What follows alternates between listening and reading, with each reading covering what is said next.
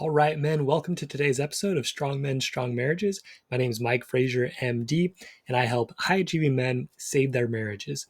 So today's is a little bit more of a personal kind of thing. My wife and I, we were both raised as members of the Church of Jesus Christ of Latter-day Saints, the LDS Church. And, we've both gone through some pretty significant kind of changes in our faith over time. And it was really hard for a long time. um, but it's actually become a really good connecting point for us. It's actually caused our marriage to be stronger. And I just wanted to share some of the lessons we've kind of learned going through this. So if you're going through something similar, you can benefit from it. This is going to be pretty specific to the LDS faith, but you can get stuff from any religion. If you and your wife don't quite agree on whatever the religious practice might be, these concepts and principles can help you as well. So I wanted to find, what a faith crisis is. Really, it's a change in beliefs. The most simply, that's how I would define it anyway. And particularly in the LDS church setting, it's doubts about whether the Church of Jesus Christ of Latter-day Saints is the one and only true church on the earth with the exclusive claim to the ability to give eternal life to people and give the opportunity to be with your family forever after this life. That's basically what we teach, is like this church, it's the way. You got to be baptized in this church. You got to be married in this church if you want your marriage to last after this life. This is the one and only way to do that. So a faith crisis would be you don't really believe that anymore in one sense or another. And in our church, it often feels like either you're in or you're out. Like you believe this or you don't. There's kind of not really a middle ground on it. This is the one true church or it isn't. And so if one spouse starts to feel out, right? Like if you feel like your spouse isn't 100% in, then they're going to be out. And that feels very threatening. Okay. For me, what I felt so my wife was the first one that kind of started having some questions about the church and not really feeling good there, attending there. So what it brings up is there's a lot of fear. And for me, what it boiled down to was this feeling like my wife didn't actually want to be with me forever, because that's what we teach, right? If you're married in the temple, you're going to be together forever. And so when my wife was like, well, I'm not sure, I took it personally. It took me a long time to figure this out, but this was kind of the core of it, was feeling like she didn't actually want to be with me or with our kids, right? Or she didn't want our family to continue. And that's very scary. So I'm going to consider like an orthodox and a less orthodox spouse or not orthodox spouse. So what the orthodox spouse will try, or this is what I tried, right? So there's a lot of fear of losing my wife. So the orthodox spouse or their family, they're going to try a lot of things to try to kind of pull them back. Sort of the image I had in my mind was like my wife driving off a cliff is kind of how I felt. And so my job was just like try to grab her and bring her back. So some of the things that I would do or that I've seen done is like sending conference talks or scriptures, um, reminding them of past positive experiences with the church, like, reminding them that they had a testimony, or reminding them of going on a mission if they went on a mission, uh, praying for them. Not that that's a bad thing to do, but maybe you pray for them in front of the kids, or you pray for them like at dinner. And so it kind of makes them feel like you're trying to manipulate them, which you are, right? You're trying to manipulate them into coming back to the church. This is one that I did, teaching the kids in front of your wife. So like we do a family night lesson, and I'd teach some principle like, okay, you have to be baptized. Jesus taught you have to be baptized. You have to be born of water and of the Spirit. And so you better do that, right? And I'm teaching it to the kids, but my wife's there and it's really directed at her. So things like this, like hopefully she overhears this, right? So the driving belief, at least for me, is that my wife, she's going to take herself and my kids away from God, and I've got to stop that from happening. She's wrong and I'm right, and I've got to bring her back. So the feeling with that, right, is a sort of self-righteous anxiety. Like, I'm really fearful of her and I'm right. And so she's got to come back so we can save our family. And really it's kind of taking God's responsibility on myself, saying like, I have to save my family, which is pretty messed up when you think about it, trying to take God's power onto myself. But it took me a long time to figure that out. That's what it really is. It's also one up. It's saying, I'm right, she's wrong. Like what I believe is better than what she believes. And so, yeah. So here's why that doesn't work. Okay. This self-righteous anxiety, it is not attractive. Okay. It gets you worked up, you get fearful, you get anxious, you get angry. Okay. And look, it's okay to feel those things. Like you feel betrayed, you feel like your wife walked away from what you agreed to. You kind of changed that agreement. And so yeah, it's hard, right? But look, when you feel fearful, anxious, angry, when you're trying to manipulate her and get her back in, all of that drives her away. We talk a lot about attractiveness. So self-righteous anxiety in one up, it is not an attractive trait, okay, for anybody. So if you're in that mindset and you're in the faith, people are going to associate being in the faith with being in that mindset, and that drives people away. Your wife's not going to want to be in the faith more if you're the type of person that gets freaked out if someone steps away. Okay, does that make sense? We're in that anxiety all the time. People don't want to be around that. Okay, and the way you're living and demonstrating your faith is not attractive. It's not going to make her want to be in a faith where you feel self-righteous anxiety and one up all the time. Okay. So trying to change her, it's not the solution. It doesn't work. It ends up driving her farther away. Okay. She sees all these behaviors and trying to control her, and it pulls her away. Okay. You're also trying to do something impossible. You're trying to control her behavior, which doesn't work. People do this in all kinds of ways, but it comes out especially in religion and, with the LDS faith crisis in particular, I think. So the more you push her to come back to the faith, the less interested she's going to be. That's just what happens. And the more distant she's going to feel from you. And that creates extra strain on your marriage. It doesn't necessarily have to be there. So here's what you can do instead, right? Is let yourself feel the difficult emotions that are coming up. Name, feel, deal. Name them, feel them in your body, deal with them in an appropriate way, right? You feel scared, you feel sad, you feel betrayed, you feel angry. Okay, let yourself feel those. Okay. Again, for me, it boiled down to that sense of like, look, my wife, she lied to me. She came in, she said she was going to be faithful, and now she's not. She broke her promise to God. She broke her promise to me. So, I felt betrayed. I felt mad. Okay. And really, when it came down to it, I took it personally that she didn't really want to be with me forever. And that's what hurt. A lot of times under anger, there's hurt. And for me, it was that. So you want to share those feelings with your spouse. Let her know, like, this is how I'm feeling at a personal level, right? And possibly you do this in a therapy or a coaching setting where you can get kind of some guidance, right? And keep it in a container that's helpful. Especially if you've tried this, on your own, you've tried to explain this, but it just turns into like a huge fight all the time. Okay, maybe time to go see a therapist or a coach. Now, like it's easy to, well, not super easy, but it's easier to share those feelings than what you need to do next, which is you actually need to listen and try to understand where your spouse is coming from. Okay. You have to listen and try to understand where your spouse is coming from. It's not easy, guys. You need to try to value her ideas and opinions as equally valid as yours.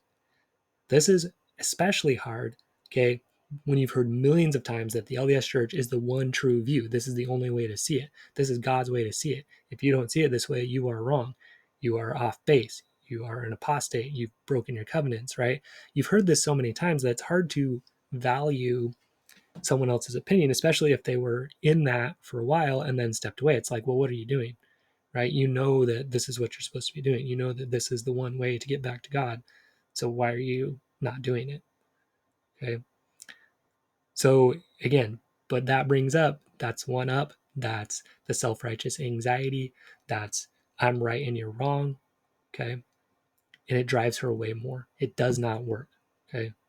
So you've got to try to listen and understand and value her opinion as equally valid as yours. Again, it's very hard to do. It's very hard to do, but so important. It's essential. If you want to have a good marriage and you want to stay married, right? And have you be sort of on different places with your faith, okay? You have to do this. You have to value her opinions as just as valid as yours. The other thing that for me was really helpful is you need to trust that God cares about your wife and kids even more than you do. Okay, you need to trust him to take care of it, right? Instead of you feeling like you have to do all of it and save your wife and your kids from destruction, right?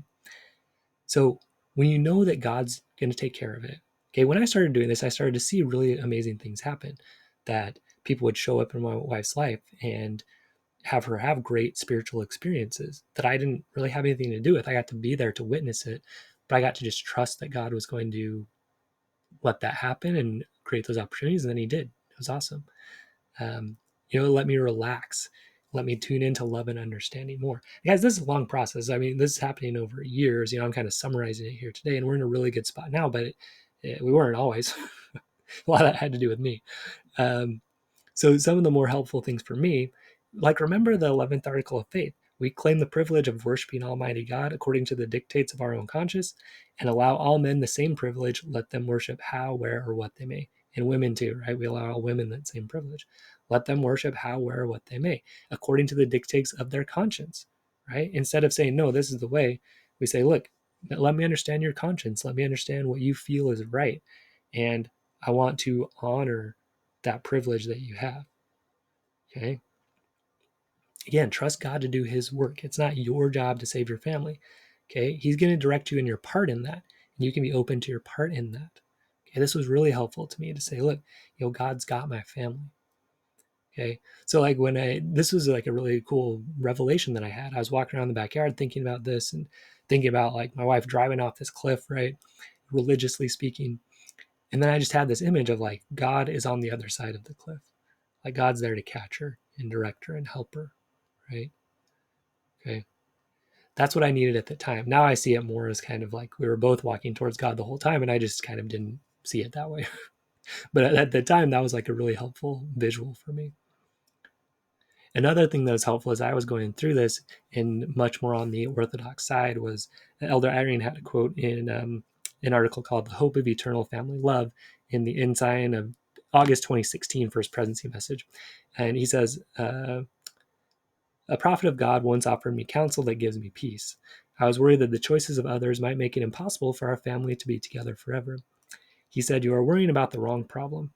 You just live worthy of the celestial kingdom, and the family arrangements will be more wonderful than you can imagine.'"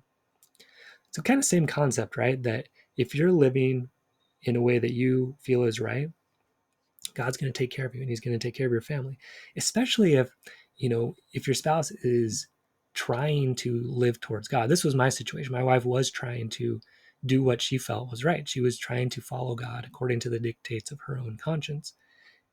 She wasn't just going off the rails and like just saying, well, screw all that, I'm going to go, just start doing drugs all the time and having sex with tons of guys, right? At that point, you might just say, okay, like it's time for a divorce.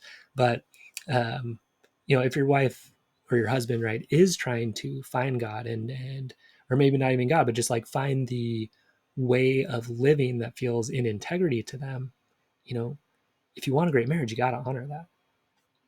Okay. The other thing that was really helpful for me to remember is if I want people to follow what I believe, I have to live in a way that they would want to live. That comes back to this thing again. Like if I'm in this like high anxiety, self-righteous wanna mode, like it's not really a way that people want to live or be around. But if I'm living in love and care for the people and showing like, hey, when I live this way, I feel great, that's what's going to attract people to it. Okay. Another thing, and this took a long time for me to get here, but is to be open to looking at the negatives of the church. Okay. It's really hard to do this, but it is necessary if you want to understand other people and how, like, excuse me, maybe our church isn't perfect. Like, if you look at some of the history, it's not, right? There have been some major issues in the church over time. And so, instead of saying, no, our church is perfect and nothing's wrong with it, looking hard and saying, whoa, like, wait a second, there are some pretty serious issues here. And, maybe people have a reason that they want to not be part of it that is valid. Okay. But you have to be willing to kind of look at that, which is hard, right? You have to be open-minded. For me, it took having to look at myself, right? And seeing like I wasn't as great as I thought I was. I had to go through that experience first. And then I was able to look at the church too and say, well, maybe the church isn't as perfect as I have been taught, right? And look really closely at some of the issues. So another one that was helpful when I was kind of before I am now, which is much more open to looking at the negatives of the church and trying to do something about it. If you go to stopldsabuse.com, I have a petition that's designed to create a better way that the church handles abuse, because I think that's a major area where the church needs to improve. But so again, I'm further along now. But when I was more orthodox, let's say, remembering that some of the apostles only had one parent as a member was really helpful to me. Saying look, even if my wife doesn't, but I do, my kids could still progress in the church. David A. Bednar and Richard G. Scott are the couple apostles that only one parent was a member, at least for most of their upbringing. Now, so that's on the Orthodox side, which is my experience, right? But on the non-Orthodox side, and I've worked with some people that were on that side that were men. So if you're on that side, if you're the one stepping away from the church, you may want to try to prove your point to your spouse, right? So you might bring up books or articles or websites or stories showing why the church is not true or not perfect. Okay. Probably you feel pretty betrayed and angry at the church when you learn some of this stuff. And so that can carry over to kind of feeling like your spouse is being hurt by the church and wanting to save her. So kind of like a similar thing, right? You're trying to save her from, the harm that's being done to her by the church, or her being tricked or fooled, or she's being foolish by believing these things. Okay.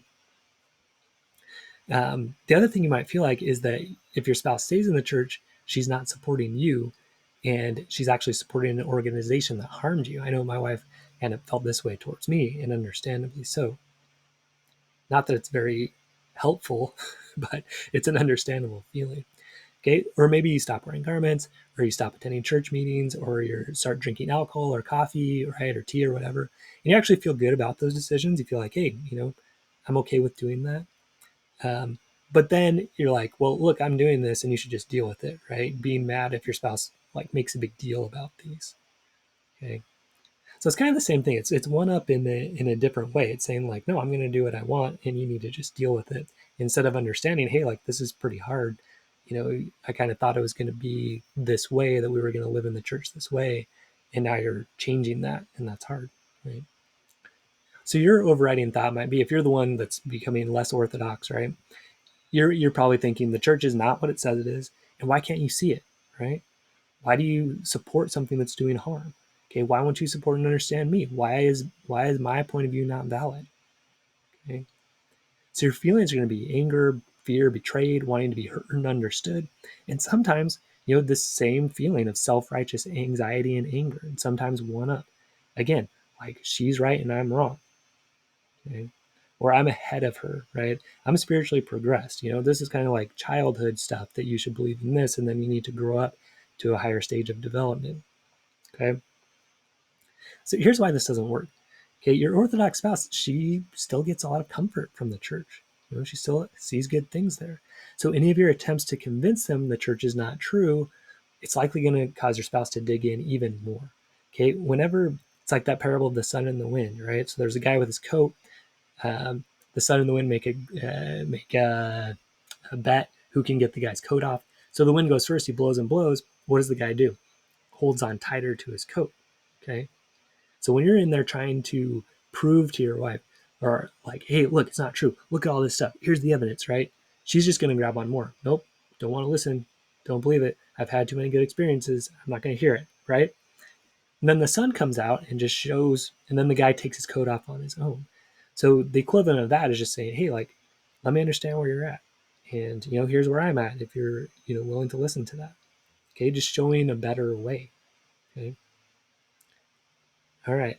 So the other thing is, seeing you quote unquote break your covenants, right? If you stop wearing garments, if you start not living the word of wisdom, okay, especially if you don't explain what you're doing and why you're doing it, it's going to cause really high anxiety and fear for your eternal well-being, as well as your kids and your spouses, right? When you do that, again, in the Orthodox LDS mindset, you are damaging the eternal welfare of everybody, your whole family, right? Your kids, your grandkids, all of that. And so just understanding that's creating a really hard struggle for your spouse.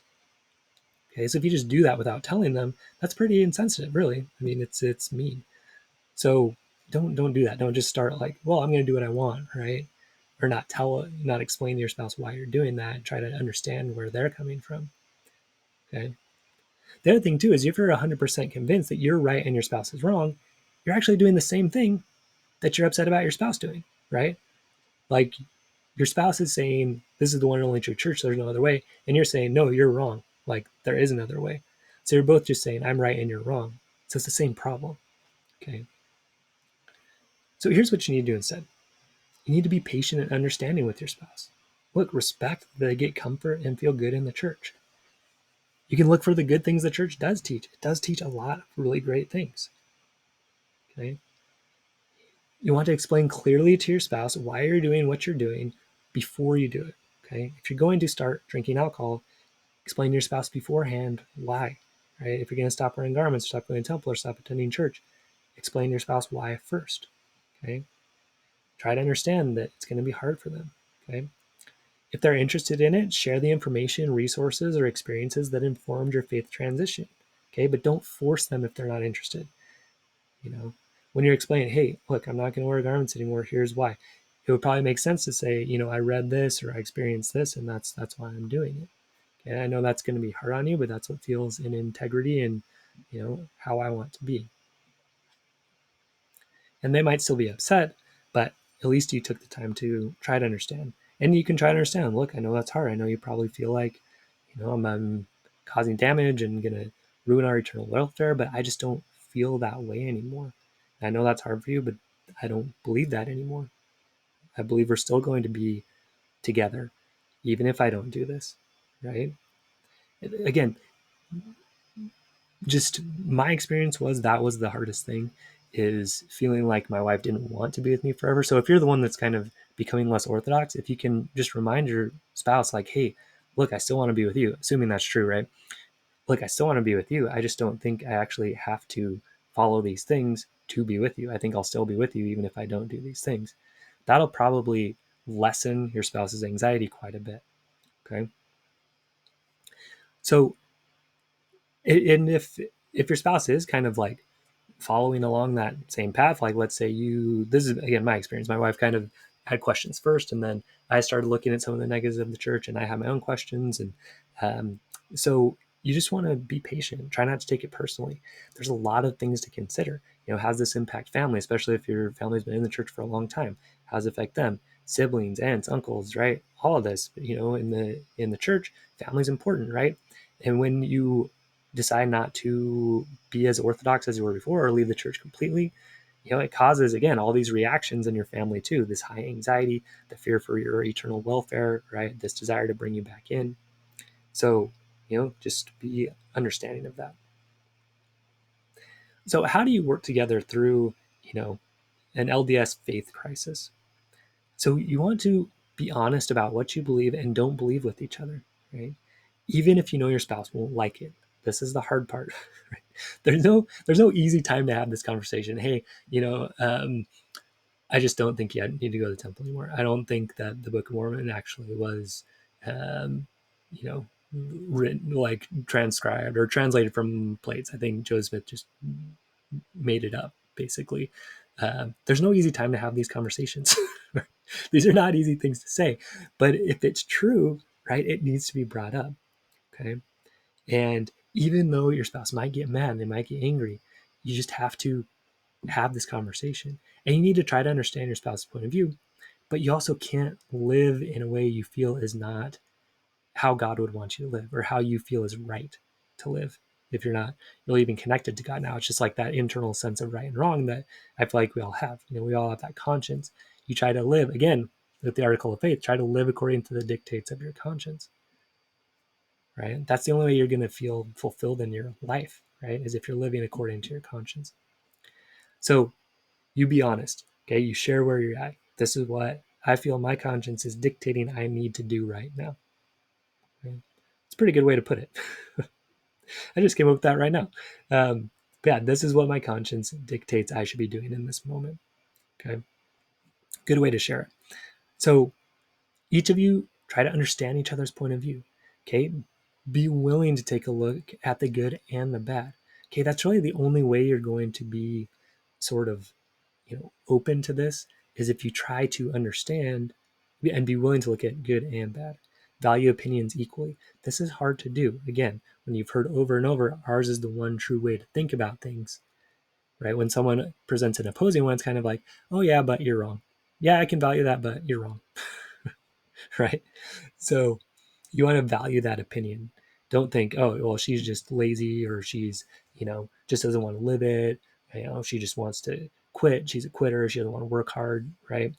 All that is kind of what we often think about people that question faith or want to leave. But it's not necessarily true. There's billions of people out there that don't believe the same way we believe in the church. Doesn't mean they're all idiots, even though that's kind of what we think sometimes. Or they have some truth, but we have all of it, right? But it creates a real problem, guys. When we think that way, we really shut down our ability to learn from others and connect with other people. We need to value the opinions of others, including on religious matters, just as valuable as what we believe, right? And be open to those thoughts. Because if we're not, it's going to create all these same problems. We're going to kind of listen, but then just try to prove our point. Or kind of listen, but then just say, well, what I believe is better, okay? Which is comfortable, but it's not attractive, okay? It's not going to help your marriage to think that way.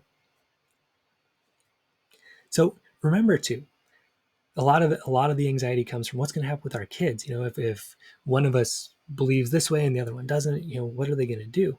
Just remember, your kids are going to choose to believe what they're going to believe, whether you both have the same beliefs or not. Like, I'm sure families where both the parents were very orthodox and not all the kids stuck with the church. I'm sure you've seen that happened in my own family, right? Grew up in a very orthodox family, which I'm grateful for in a lot of ways. We grew up with very good values, but you know two of my brothers don't go to church at all. They've found their own ways. My wife and I, we're kind of working things out right now. So look, people are going to choose what they're going to choose. So again, coming back to that quote from Elder Eyring, you just live according to the dictates of your conscience, right? Live the way you feel is right. Trust God. Have faith, right? Things are going to work out. They really are. Okay. So I guess what I'm saying is, don't worry so much, right? Like, understand God wants your children to be with him too, right? Just as much as you do. And he's going to organize that, and he's going to let you know your part in it, whatever that might be. Okay. And then, so this is the principle for anything to work on in your marriage, but with the LDS faith crisis, right? You need to find solutions that work for both of you. So you be honest about where you're at, and then you find solutions that work for both of you, because you can't find solutions that work for both of you if you're not being honest about what works and what doesn't. So that has to come first. Okay. So you say, here's where I'm at. And then you find solutions that are going to work for both of you. So with church and temple attendance, right? Are we going to go or are we not? How often are we going to go? Are you going to get a temple recommend or not? Right? Tithing, how are we going to do that? Are we going to pay some or are we not going to pay it? Are we going to, divide it in half because you believe and I don't, right? Find something that works for both of you. With word of wisdom, well, I don't really think I need to live that. Well, maybe you negotiate and you say, well, I don't really want you drinking in front of the kids. Why don't we not do it that way? It's going to be unique for each of you, but you just got to find things that work for both of you. Okay, with scriptures, how are we going to do that? With family home evening, how are we going to do that? So like, I'll give you some ideas from our own kind of family, right? So, I take the kids to church. Uh, we have callings. My wife has one where my wife doesn't attend church, so she does like stuff with the activity days. Um, with scriptures, we kind of do that a little bit differently, where we just do spiritual experiences from the day, and scriptures might be part of that. They might not. Family home evening, we still do. We still enjoy that. With callings, that's more of a personal thing. What do I think I can do and what can I not? The other thing too is, like, there's an open discussion about this. As time goes on, we try to, as things change, we just decide how we're going to, do these things. Okay. the last part of this, right, is you need to be willing to have a win-win or a no deal, right? It is possible that a faith difference, it'll be a deal breaker and end in divorce. That is possible.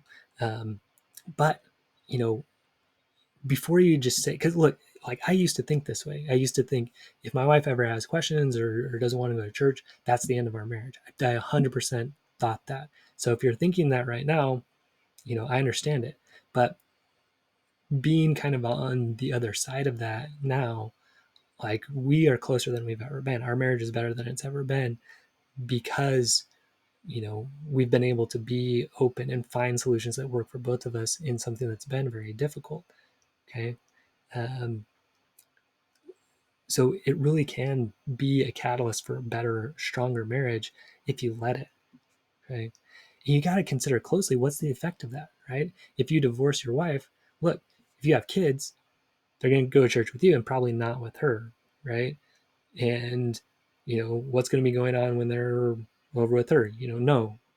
Okay, what are the kids going to think if you say, okay, like you don't, basically what you say if you divorce your wife if she doesn't follow what the church teaches is you're saying, I basically don't want to have much to do with you either, kid, child, son, daughter, if you don't follow the church, right? That's a relatively clear message to them, which is, and at the end of the day it's problematic, you know. um, it it doesn't end up creating the type of relationship that you want with your kids, to say, you know, toe the line, follow this, or you're dead to me, right? I mean, that's the message you're sending. If you just say, hey wife, you don't want to follow this, then we're done. Okay, that is the message you're sending to your kids, is if you don't follow this, we're also done, right? So that's an effect you're going to have. Divorce is just hard anyway. You know, there's lots of, you know, there's splitting assets and all of that, and you know, it's not easy. I'm not going to say it's never the right decision. It may be, but you need to really look closely and consider the idea that this could be actually a really good opportunity to strengthen your marriage and to open your own mind to different ideas and, you know, see a world that you didn't see before. That's what it's been for me anyway. Like I feel like I am much less judgmental than I was before going through this. I feel like I do value other religious and spiritual opinions much more than ever. I used to never really understand the difference between spirituality and religion. I thought they were one and the same because that's kind of, I think, what we grew up with in the church. I don't see it that way now. Um, so overall, it's been great for me too to grow, and I feel like this has been a growing process for me spiritually. Um, so again, don't just think it has to be the end. If your spouse has differences in opinion or they're having a faith crisis and you guys are not on the same page, it really can turn into something great. Okay. Um, and the last thing I'd say is like, just consider, right? If you can trust that if you're both doing what you feel is good and right, okay? I'm going to make the assumption that, you know, your spouse isn't, again, just like saying, well, you know, I'm just going to go do drugs and have sex and, you know, go murder people and you should stay married to her. You know, probably not. That's probably a good reason to divorce. But if your wife just says, look, I don't want to go to church, I want to pursue God this way, you know, I want you to consider, can you trust that if she's following the dictates of her conscience, if she's trying to do what she believes is right, and you are also trying to do what you believe is right within the church, okay, and she's trying to do what's right outside the church, can you trust and believe that maybe God and Jesus, who love you and your family perfectly, will work things out? Could you believe that that could happen? If you're pursuing God through the church, your wife's pursuing God not through the church but other way, that God will work that out and bless your family because of that. Right? Personally, I like to believe that, and I would recommend that you consider that as something to believe as well.